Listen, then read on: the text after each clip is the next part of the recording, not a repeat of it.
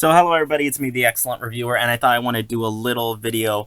I was on vacation, that's why I was supposed to have a video out last week, but I was on vacation, and the reason why I went on vacation was to go watch All Elite Wrestling Bash at the Beach, and this is my first ever AEW show that I've ever been to, first show of the year, and I just wanted to do a little obviously, if you watch AEW, then you saw Bash at the Beach. And I heard a lot of positive reviews about Bash at the Beach.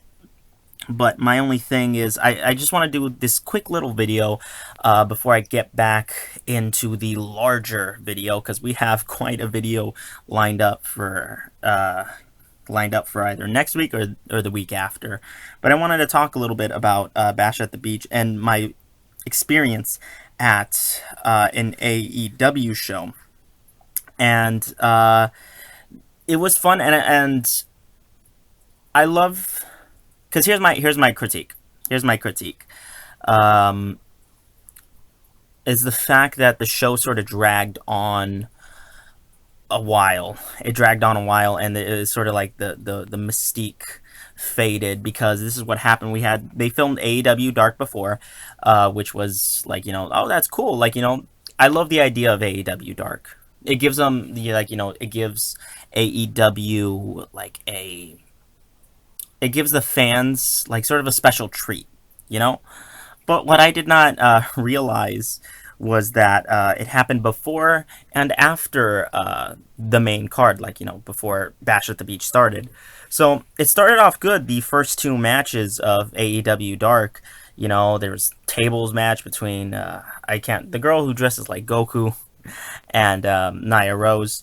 And that was a really good match. It was a tables match. It was really good. The crowd was hyped. The crowd was hyped.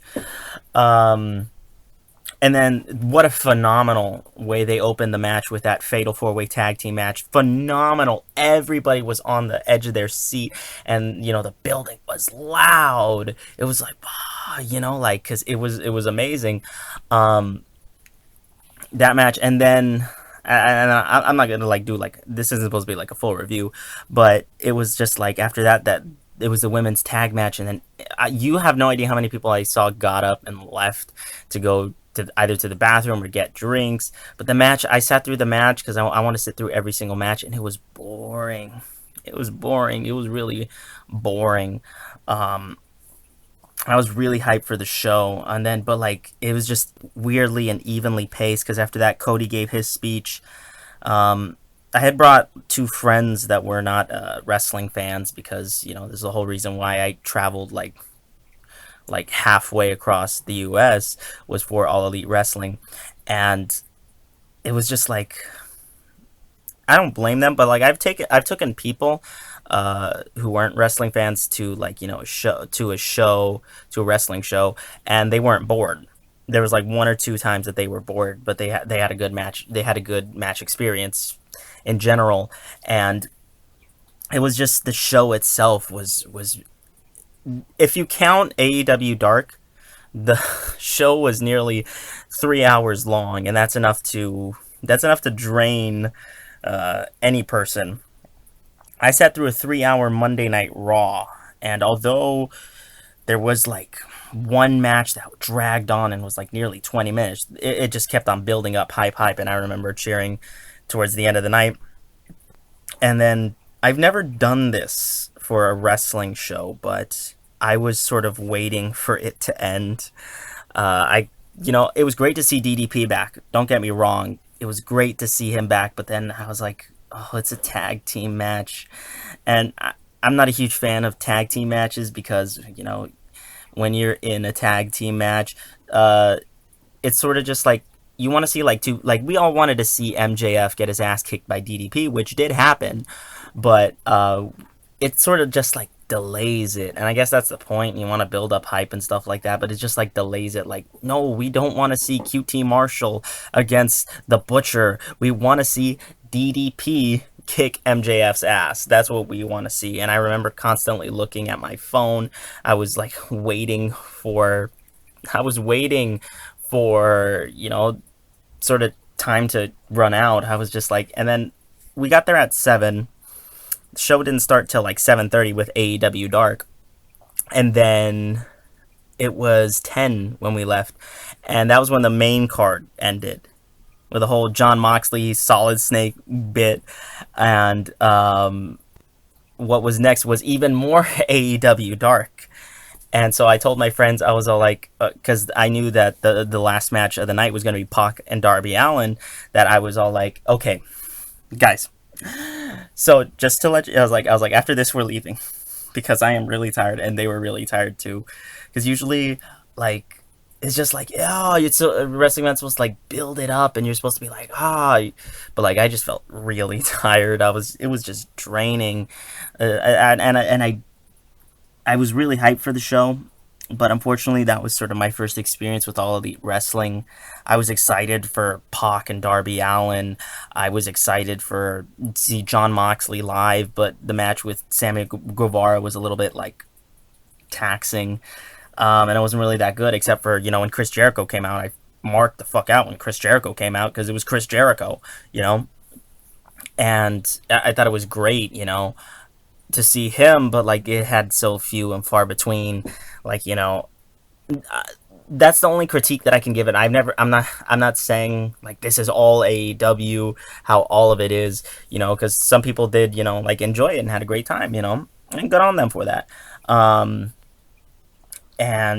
my only thing is to not make the AEW dark matches as long, because like it's a great idea. I love the idea of AEW dark. You give the fans something, sort of to watch, but I was not the only one who got up and left. A lot of people after the main card, they got up and they left as because they didn't want to see AEW dark, not that it's bad, but it's just like it was nearly 3 hours, and then you're gonna ask people to sit for 30 more minutes, maybe even an hour, and then leave the arena at 11, which is which was like crazy, which was crazy. I would. Don't worry. I was like, I don't want to bash on AEW, no pun intended. I had a great time for the main part, especially to see Orange Cassidy, but just the future. If I could give them any advice, it's to either do AEW Dark before or after the show. Don't do it both ways, because it just drains you. It really just drains you, and you're sort of there for nearly 3 hours, which I was just like, it was just slow watch. And unfortunately, that was my first experience with AEW, watching AEW live. That's the only critiques that I can really give it. I just wanted to do, you know, I just want to do this little video for you guys to see, like, if anyone else has had similar experiences with All Elite Wrestling, if they've seen it live. If you have, let me know in the comment section what it was like. There were some cool moments. There really was, but it was just, my only critique is to don't do it live, just because I love wrestling. I've been going to live events for years. In 2019, I went to 3 live events, and never once was I like waiting for like the show to end as I was waiting for this one to end. And like, I'm not a, because there are people who will be like, oh, he's a WWE fanboy. He hates All Elite Wrestling. That's not true. Further from the point, because I'm a huge supporter of All Elite Wrestling. What's it called? As you can tell, I am a huge supporter because I bought tickets and I went all the way to Miami to watch All Elite Wrestling. But other than that, like, either do it before or after the show, just because you're sort of asking a lot, the fans to stay for a lot. And yeah, that's all I can say. Either next week or this coming week, whenever I get the chance to edit, will be a brand new video. I just wanted to do this, guys, this video for you guys, a little quickie, so you're not like waiting for the next video. And he's like, oh, he hasn't posted in so long. Other than that, I'll see you guys later with the next video. I don't know if I should tell you, but I'm going to right now because I can't tease you. Next video is going to be about Vincent Kennedy McMahon. I know. Big Vinnie Mac. So stay tuned until next time. I will see you. Goodbye and good night. Bang.